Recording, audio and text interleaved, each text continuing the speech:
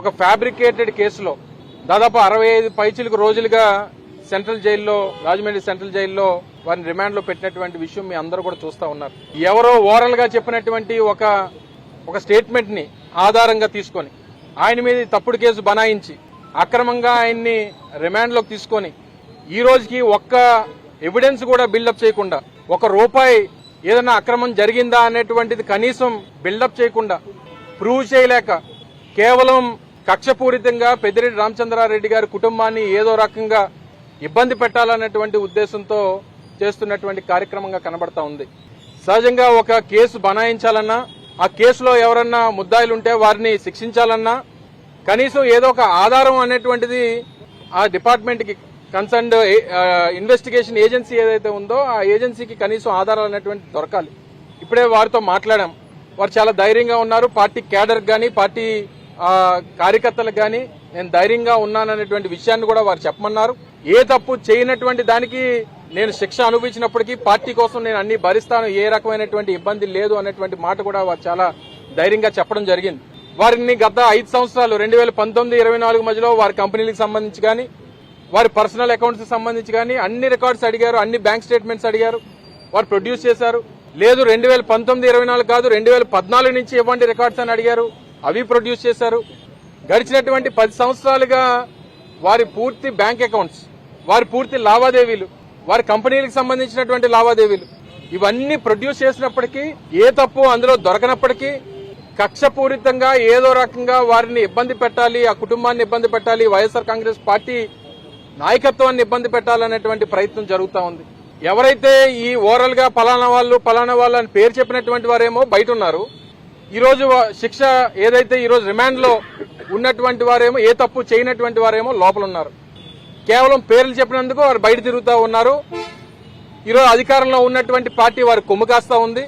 అన్ని రకాలుగా కూడా వారు ఈ రోజు బయట తిరిగేటువంటి అవకాశం, వారు స్వేచ్ఛగా వారికి చెప్పినట్టు ఎవరో 4 పేర్లు చెప్పేస్తే, ఒక గుడివాడ అమర్నాథ్ పేరో లేకపోతే ఇంకొకరి పేరో చెప్పేస్తే మేము బయట తిరగొచ్చానంటే ఏదో సాక్ష్యం చెప్పించేయడం, వాళ్ళు ఇచ్చినటువంటి స్టేట్మెంట్ ఆధారంగానే మాలాంటి వాళ్ళందరినీ అరెస్టులు చేసేయడం.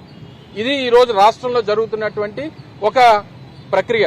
ఈరోజు రాష్ట్రంలో ఉన్నటువంటి కూటమి ప్రభుత్వానికి ఏదన్నా ఇష్యూ, వారి ప్రభుత్వానికి వ్యతిరేకంగా ఏదన్నా ఇష్యూ వస్తే ఆ ఇష్యూని డైవర్ట్ చేయడానికి ఏదో ఒక ఇష్యూని అందుకుంటారు.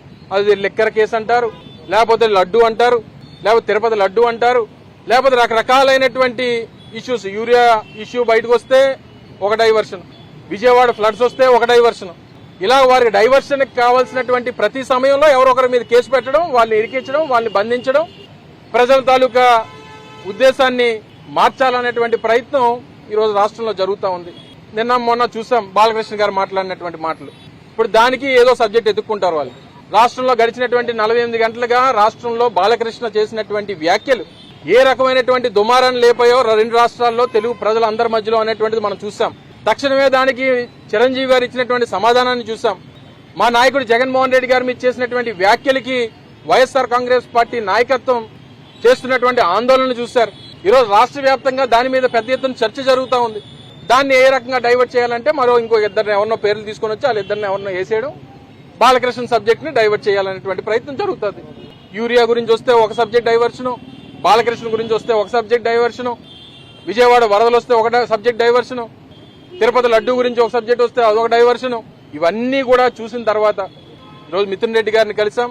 ఈరోజు ప్రజలు, వైఎస్ఆర్ కాంగ్రెస్ పార్టీ నాయకత్వం, వైఎస్ఆర్ కాంగ్రెస్ పార్టీ కార్యకర్తలు మీకు తోడుగా ఉంటారు. రాష్ట్రంలో ఉన్నటువంటి అన్ని జిల్లాల నుంచి ఈరోజు విజయనగరం జిల్లా అధ్యక్షులు మధ్య శ్రీనివాస్ గారు గాని, మా రాష్ట్ర పిఎస్సి సభ్యులు ధర్మశ్రీ గారు గాని, నేను గాని, మా ప్రాంతాల నుంచి మా ప్రాంతంలో ఉన్నటువంటి మా పార్టీ క్యాడర్ అంతా కూడా మీకు తోడుగా ఉన్నాం అనేటువంటి భరోసా ఇవ్వడానికి వారిని ఈరోజు కలిసి వారికి చెప్పడం జరిగింది. వారు అంతే ధైర్యంగా ఉన్నారు.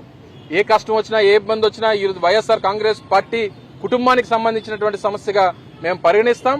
దానికి అందరం కలిసికట్టుగా ఉంటాం. జగన్మోహన్ రెడ్డి గారి నాయకత్వంలో వారికి ఏదొచ్చినా, ఏ కష్టం వచ్చినా పార్టీ క్యాడర్ అంతా కూడా ఈరోజు ఎంతమంది బయట నిలబడాల్సినటువంటి అవసరం లేదు.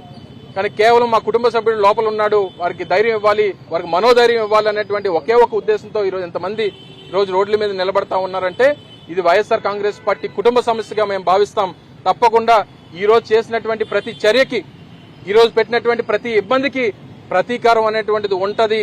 ఇది కలికాలం ఈ జరుగుతున్నటువంటి పరిస్థితులు మనం చూస్తా ఉన్నాం. తప్పకుండా దీనికి ప్రతీకారం అనేటువంటి ఉంటది అనేటువంటి విషయాన్ని కూడా మీ ద్వారా ప్రజలందరూ కూడా తెలియజేస్తా ఉన్నాం.